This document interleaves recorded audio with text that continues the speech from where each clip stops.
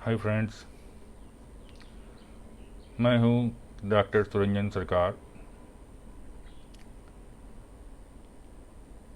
मैंने इस चैनल में काफ़ी बार कैनाइन डिस्टेंपर के बारे में बताया है, कैनाइन डिस्टेंपर के इलाज के बारे में बताया है, और मुझे मेरा जो ये वीडियोस हैं काफ़ी पॉपुलर भी हुए हैं। और मेरे इंस्टाग्राम में मुझे मैसेज में काफ़ी सारे लोग कैनाइन डिस्टेंपर के इलाज के बारे में पूछते हैं कि दवाइयाँ क्या हैं, क्या एग्जैक्टली क्या है बता दीजिए, हम ही लोग कर लेंगे। इस तरह का वो लोग कहते हैं। लेकिन सबसे अहम सवाल ये है, क्या कैनाइन डिस्टेंपर सही में क्यूरेबल है? इसके लिए मैं कुछ उदाहरण देना चाहता हूँ। दुखद है लेकिन फिर भी मेरा वीडियो देख के लोगों को कुछ लगता है क्लियर नहीं हुआ, या आशा ज़्यादा कर बैठे। पिछले कुछ दिनों में मेरे क्लिनिक में लगभग में 6 डॉग्स आए। एक छत्तीसगढ़ से आए जिसमें से, और एक बाकी 5 झारखंड से ही आए थे। एक नहीं, 4 झारखंड से, एक बिहार के बरौनी ज़िले से आए थे। मैंने काफ़ी दूर से आए थे। उन सभी का इलाज हुआ, लेकिन 6 में से 3 ही बच पाए, 3 का डेथ हो गया। असल में मैंने जो वीडियो में बताया है वो लगता है लोग स्किप करके देखते हैं। अब ऐसे स्किप करके देखने से या आगे बढ़ा बढ़ा के देखने से जो मैं बोलना चाहता हूँ वो छूट जाता है। वो देख नहीं पाते हैं, समझ नहीं पाते हैं, फिर गड़बड़ हो जाती है।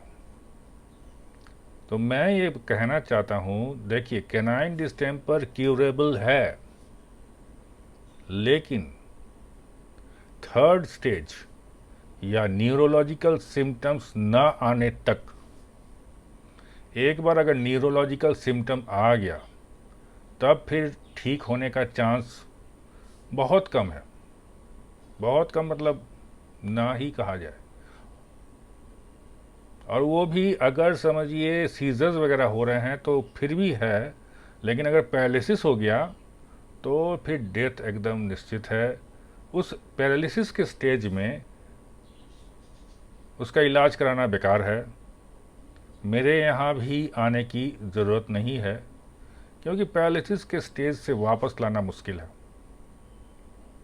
तब सीजर शुरू हुआ है, वो जबड़ा का चॉम्पिंग जिसको कहते हैं, ऐसे ऐसे हिलाता है जबड़ा, तो वो जब हो रहा है, आँख से पानी आ रहा है, नाक से पानी आ रहा है, ये स्टेज अगर है तो इसकी इलाज संभव है कुछ हद तक। लेकिन पूरा पैरालिसिस मार गया है पूरा डॉग का, मतलब लेट गया है, तो फिर वो इलाज कराना उस वक्त जो है वो पॉसिबल नहीं है। ऐसा कोई ड्रग वगैरह इसमें नहीं है। अब आते हैं कि इसके ड्रग्स क्या हैं, मैं क्या फॉलो करता हूँ। वो सिंपल टर्म में मैं बताता हूँ, कुछ भी नहीं है। इसका जो ड्रग है वो जनरली एक ब्रॉड स्पेक्ट्रम एंटीबायोटिक्स होता है, जो कोई भी डॉक्टर जानते हैं। और वो एंटीबायोटिक जो है दिल के पास सबक्यूटेनियसली दिया जाता है। सबक्यूटेनियसली देने का तात्पर्य यह है कि उस धीरे धीरे रिलीज होता है। हाँ, ये जो एंटीबायोटिक होता है ये लॉन्ग एक्टिंग होना चाहिए। एक बार देने के बाद 96 घंटे के बाद ही दोबारा दे सकते हैं। तो ये जो है मेरा प्लान रहता है। इसके अलावा मैं व्यूसीड और ईवियन और मेगाफ्लेक्स, या कोई भी अगर समझिए कि डॉग अगर उठ बैठ नहीं कर पा रहा है, जॉली फ्लेक्स या मेगा फ्लेक्स का दवाई देते हैं। खूब सारा उसे चिकन लीवर खिलाते हैं। चिकन लीवर जो है ना, वो डॉग को रिजुविनेट करने, मतलब उसको पुनर्जीवित करने में सक्षम है। एक्चुअली उसमें ग्लाइकोजन बहुत ज़्यादा रहता है, इसीलिए। तो ये सभी जो है एक टेक्स्ट में लिखा हुआ है। मॉडर्न टेक्स्ट तो नहीं कहेंगे, लेकिन कुछ वो एक टेक्स्ट का लिखा हुआ है, उसी टेक्स्ट के अनुसार, उसी मेडिसिन के किताब के अनुसार ये मैं फॉलो कर रहा हूँ। और जैसे कि फर्स्ट या सेकंड स्टेज के केस में तो बहुत अच्छा मुझे रिज़ल्ट मिला है। लगभग मैं अभी तक में जितना भी कैनाइन डिस्टेंपर का केस मैंने ट्रीट किया है, जो फर्स्ट या सेकंड में शुरुआती स्टेज में है वो ठीक हो गया है, और पपी भी है तो वो एकदम ठीक हो गया है। हाँ, थोड़ा उम्र ज़्यादा है तो फिर उसे रिकवरी में थोड़ा प्रॉब्लम आती है। तो इसमें सक्सेस मिलता है, लेकिन इसमें टाइम लगता है। तो सबसे ख़राब बात जो है, लोग जैसे मेरे बहुत दूर से आते हैं मुझसे इलाज करवाने, तो ट्रैवलिंग से भी स्ट्रेस होता है। उससे क्या होता है ना, सिम्टम और बढ़ जाता है। तो इसीलिए हमेशा जो है ठीक होगा ऐसी बात नहीं है। अभी एक डॉग ओनर हैं, वो आते हैं लगभग मैं यहाँ से 120 किलोमीटर दूर से। अभी कुछ ही दिनों पहले अगर आपको पता होगा कि बहुत ज़ोर से गर्मी पड़ा था। इस गर्मी में वो डॉग को बाइक से लाते थे, 120 किलोमीटर बाइक चला के। तो डॉग की हालत आप सोच सकते हैं। कैनाइन डिस्टेंपर का मार तो अपना है ही, उसके साथ साथ अगर उसे इतना एग्जर्शन सहना पड़े तो फिर वो तबीयत ऐसे भी किसी डॉग का, किसी मनुष्य का ख़राब हो सकता है। तो सुविधाएं बहुत कम हैं इसमें। और सबसे बड़ा ड्रॉबैक, सबसे बड़ी जो रुकावट है इस ट्रीटमेंट को फॉलो करने में, या कुछ भी, जो हम लोगों के जो दूसरे क्षेत्रों में जो डॉक्टर साहब हैं, वे लोग समझते नहीं है। वो लोग क्या करते हैं कि कैन ग्लोब डी, ये कैन ग्लोब डी है, ये यूएसए में नहीं इस्तेमाल किया जाता है, मालूम है? वहाँ मान्यता प्राप्त नहीं है। ब्राज़ील से निकलता है, वो भी एक थर्ड वर्ल्ड कंट्री जैसा ही है, मैंने हम ही लोगों के जैसा कंट्री है ब्राज़ील। वहाँ से मैन्युफैक्चरिंग होता है और वो इंडिया में आता है।